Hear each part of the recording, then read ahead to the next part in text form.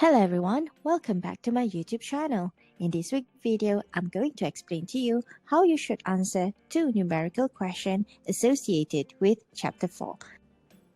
So let's start with the first question.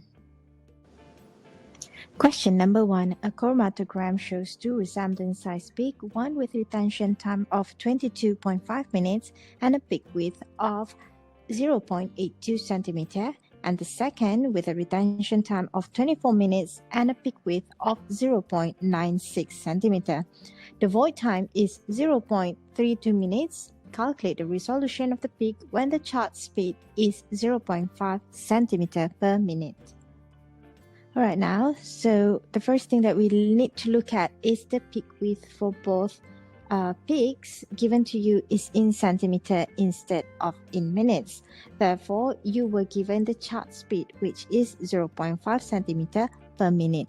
Therefore, this is very crucial for you to convert the peak width from centimeter into minute before you can proceed with the rest of the calculation.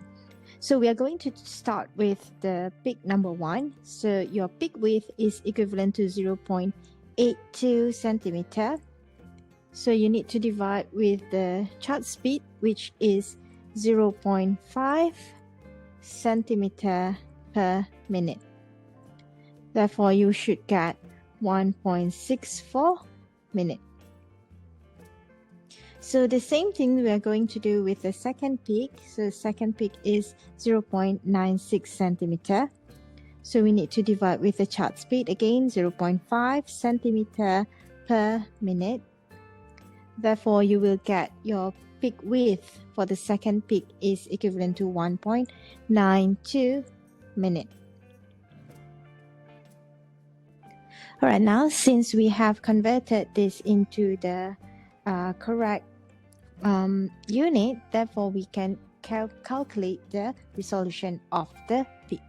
So the resolution of the peak A and peak B is equivalent to the retention time for peak B minus the retention time for peak A divided by 0.5 times the peak width of peak B plus the peak width of peak A.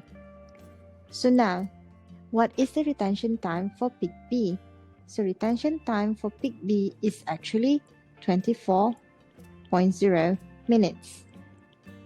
So you need to minus with the retention time of peak A, which is 22.5 minutes, divided by 0.5 times the peak width of peak B, which is 1.92 minutes, plus the peak width of peak A, 1.64 minutes.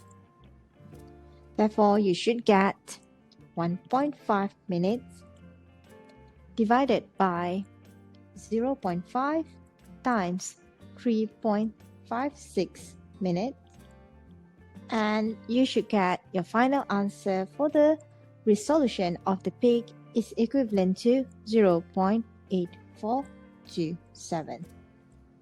So this is the final answer for this question. Moving on to question number 2. A chromatogram shows the separation of glucose from levoglucosan. The chromatogram was obtained with a 150 mm length C18 column using 90% water, 10% azithromycin at a flow rate of 1.0 milliliter per minute. Determine the retention factor of glucose.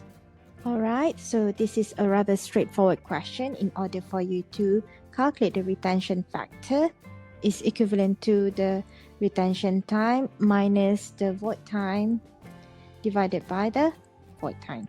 So what is your retention time for glucose? Because you want it to be glucose, your retention time for glucose is 1.70 minus the void time. What is the void time? So void time is 0.95 divided by the void time as well. So you will get your retention factor for glucose is equivalent to 0.7895. Do we have any unit for that? No, because this one is in minutes and this one is in minutes as well, so it will cancel out together. So this is the final answer for the second question. Alright, so this is the end of this week's video. I would like to thank you very much for watching this video from the beginning till the end. I hope this video will help you to understand more on how to answer numerical question from chapter 4. So I'll see you again next week. Take care and be good. Goodbye.